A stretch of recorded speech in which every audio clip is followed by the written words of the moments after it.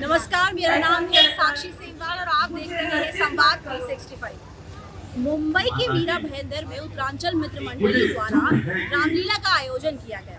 11 दिन चलिए रामलीला का आज श्री राम भगवान जी का वापस अयोध्या में जो है आगमन हो रहा है। आपको दिखाते हैं इस रामलीला की कुछ झलकियां।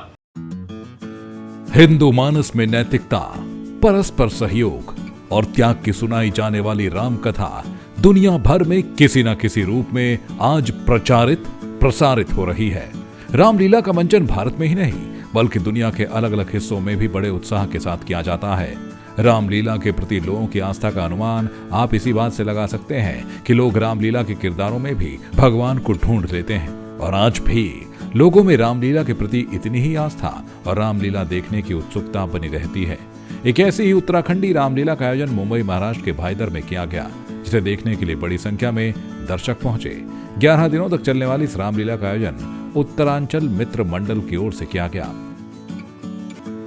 मुंबई में रामलीला का आयोजन उत्तराखंड के अर्जुन रावत उत्तरांचल मित्र मंडल भाईदर के अध्यक्ष पिछले कई वर्षों से कर रहे हैं। अर्जुन रावत रामलीला के साथ साथ उत्तराखंड की संस्कृति को भी लोगों तक पहुंचा रहे हैं। हर वर्ष रामलीला और उत्तराखंड की संस्कृति के सांस्कृतिक कार्यक्रमों को देखने के लिए महाराष्ट्र से लेकर दिल्ली और उत्तराखंड के वासी सैकड़ों की संख्या में पहुंचते हैं। इस वर्ष भी रामलीला के महोत्सव में सजग रामायण की कहानी को जीवित करते हुए सभी कलाकारों ने नाट्य संगीत की श्रेष्ठता का प्रदर्शन किया।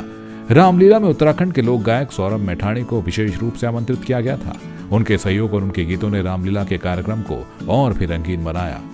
लोक गायक सौरभ मैठाणी ने कहा कि मुंबई एक सपनों का शहर है और आज इस शहर में उत्तराखंड की संस्कृति को एक बड़े पर्दे पर दिखाया जा रहा है, जिसे देखकर उत्तराखंड के हर नागरिक को बहुत खुशी है। और आजकल इस प्रकार के कार्यक्रमों के माध्यम से उत्तराखंड के युवा को उसकी संस्कृति की महत्वता पता चलती है और यही कारण है कि उत्तराखंड की इंडस्ट्री आज तेजी से आगे बढ़ रही है। देखिए बहुत अंतर है और बड़ा खुशी का माहौल है, खुशी के पल हैं कि उत्तराखंड में तो हम तमाम मंचों पे गाते हैं, पर जिसे कहते हैं लोग सपनों का शहर, और मुंबई में जहाँ से जब मैं बचपन हुआ होगा, चाहे मेरा होगा चाहे आपका हुआ होगा, हम फिल्म इंडस्ट्री को देखते देखते बड़े हुए हैं। और कोई भी हो, वो हॉलीवुड हो, वो बॉलीवुड हो, सारे कलाकार को हम वहाँ देखते हैं। और उस बॉलीवुड के मंचों पर उस उत्तराखंडी का जो हमारा माहौल बनने वाला है, जो हमारे पहाड़ी समाज का कार्यक्रम हो रहा है, सबसे पहले तो मैं उत्तरांचल मित्र मंडल जो है संस्था, उनको बधाई देता हूँ कि उन्होंने इतना सुंदर आयोजन कराया।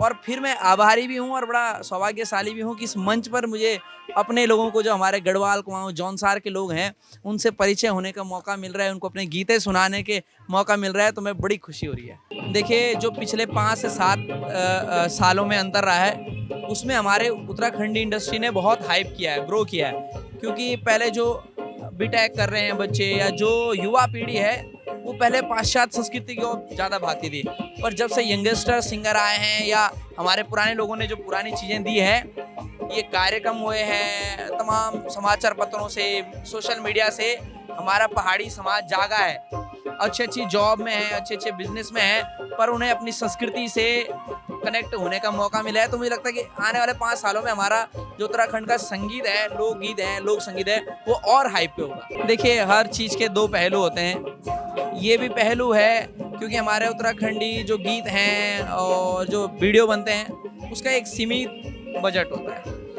अब धीरे धीरे जब बाहर के स्पॉन्सर, मतलब जो हमारे ही लोग गढ़वाल कुमाऊं में जो अच्छे लेवल पे थे, मैं अभी बात करूं यूके फिल्म स्टूडियो जहाँ से मेरा गीत आया है, या मशक बीन, ये अच्छे अच्छे जो लेवल आए हैं, इन्होंने जब से प्रोड्यूस करना शुरू करा है, तो उससे लोग और कनेक्ट हो रहे हैं। ये आपकी बात में भी सत्यता है कि लोग थोड़ा सा, जो युवा पीढ़ी थी वो पाश्चात्य संस्कृति की ओर भटकती है, क्योंकि लोग ज़्यादा इंजॉयमेंट या रंजकता दूसरे बड़े बजट की फिल्मों में या गीतों में देखते हैं। पर जब से अच्छे अच्छे प्रोड्यूसर, अच्छे लेवल हमारे उत्तराखंड में काम कर रहे हैं, तब से इसमें भी बहुत अच्छी बढ़ोतरी हुई है। रामलीला के साथ ही कलाकारों ने अपनी अद्वितीय प्रतिभा के माध्यम से रामायण की कहानी को जीवित किया और दर्शकों को एक यात्रा पर ले जाने का प्रयास किया। वहीं राम का किरदार निभा रहे हरीश नेगी ने कहा कि वो बचपन से ही अपने गांव में रामलीला में प्रतिभाग करते आ रहे हैं। साथ ही उन्होंने कहा कि उन्हें काफी खुशी और गर्व महसूस होता है राम का किरदार निभाते हुए। एक्चुअली हम गांव में बचपन में से ही, पहले से ही रामलीला करते थे गांव में, और गांव में लास्ट ऐसे कुछ 2004 में ऐसा कुछ किया था और यहाँ पे 2016 में हम लोगों ने शुरू किया। तो गांव में तो क्या था कि पढ़ के बोलते थे, इधर ये बोले कि सब याद करना पड़ेगा ऐसा कुछ। तो शुरू में तो थोड़ा ये हुआ, लेकिन बाद में धीरे धीरे सब लेकिन अच्छा वो होता है कि गर्व होता है अपने आप पे कि मैं भगवान श्री राम का रोल कर रहा हूँ। अच्छा लगा, बहुत अच्छा लगता है।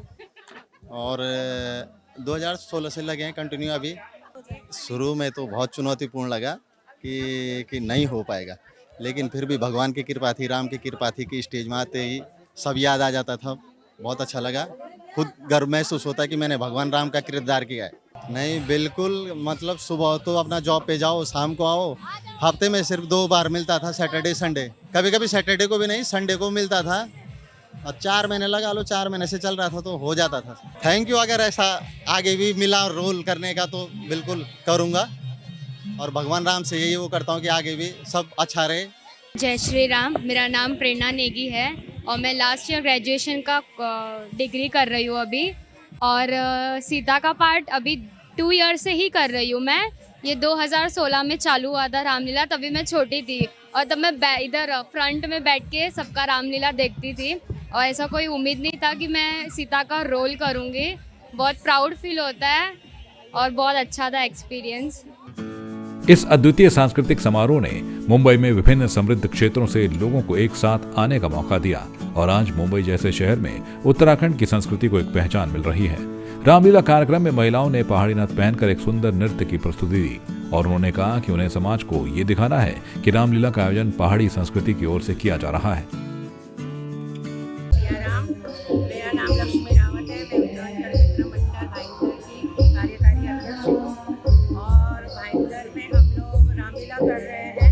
मैं 2019 में ज्वाइन हुई थी यहाँ पे और मुझे उत्तराखंड मित्र मंडल का आभार प्रकट करती हूँ। उन्होंने मुझे ये अपॉर्चुनिटी दी और अपने मंडल में शामिल किया और मुझे इंटरेस्ट भी था। और मैं जब 2016-17 से यहाँ रामलीला शुरू हुई थी, मैं देखने आती थी और उससे प्रेरित होकर मैंने उत्तराखंड मित्र मंडल के कार्यकर्ताओं से प्रेरित होकर मैंने ये कदम उठाया और मेरा इंटरेस्ट भी था तो मैं इस मंडल में शामिल हुई और मुझे भी एक रोल दिया गया था 2019 में त्रिजटा का, जो मैंने निभाया था। और अब मैं मैनेजमेंट में हूँ और हम लोग व्यवस्था में लगे रहते हैं। 4 महीने पहले से हम लोग हमारे कलाकार यहाँ पर रिहर्सल करते हैं, जिसके डायरेक्टर है अनिल भट्ट और जयसिंह गुसाई।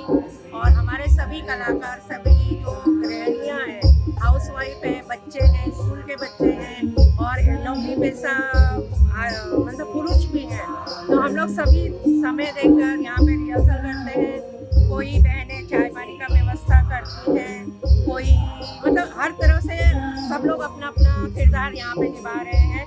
अभी हमने रेशमा जी जो हमारी नृत्य निर्देशिका है, उन्होंने हमें सभी महिलाओं को आरती में लिया। हम आरती की शुरुआत हम 5-6 महिलाएं हैं और लड़कियां हैं हमारे साथ, हम लोग उनके साथ में करते हैं। इसी तरह से हम अपने मतलब ये 6वीं वर्ष की रामलीला है। कल हमारा यहाँ पे रावण वध हो गया, आज राज तिलक हो रहा है और राज तिलक में हम बहुत खुश हैं, नाचे गाए झूमे। और जय श्री राम। मैं और अब उत्तराखंड वालों से ये निवेदन करना चाहती हूँ कि अपने समाज के लिए, अपने हिंदुत्व के लिए सब लोग आगे आए, अपने अधिकार के लिए आवाज़ उठाएं और सब लोग हमारे साथ शामिल हो। जय हिंद, जय महाराष्ट्र, जय उत्तराखंड, जय श्री राम। बद्रीनाथ आरती की, जो हमने अभी राम जी श्री राम जी की आरती की, उसके लिए हमने विशेष पोशाक इसलिए चुनी है कि हमारी उत्तराखंडी पोशाक है, जिसमें हमारी नथ जो हमारा श्रृंगार है, सुहाग का श्रृंगार भी हमारा मेन नथ ही है। हमारे उत्तरांचल में हमने पोची पहनी हुई है और हमने ये गुलेबंद पहना हुआ है। ये हमारे उत्तराखंड के समाज के रीति रिवाज है। ये हमको दर्शकों को और हमारे समाज को दिखाना है कि ये हमारे द्वारा ये प्रोग्राम हो रहा है। जय श्री राम। मैं विनीता सिलोरी और मैं यक कम से कम 2016 बटे हम लोग यमो रामलीला करना चाह और अभी त्या इसला बीच में 2-3 साल ये कोरोना वजह से तो बंद हुए कि रामलीला नहीं हुए से कि। और जब बटे यमो 2016 बटे रामलीला हुए तब बटे हम लोग यमो अपर काम धाम गौरव भी करदन, यको भी करदन, अपर उत्तरांचल मित्र मंडल में भी हम लोग तो वह भी हम लोग साथ देना, समय देना, यक भी समय देना चाह और जो कि हमें वो पहले मैंने मेराज मैंने शिव जी ये पार्ट भी खेल अब ये 2 साल बड़ी सबरी वो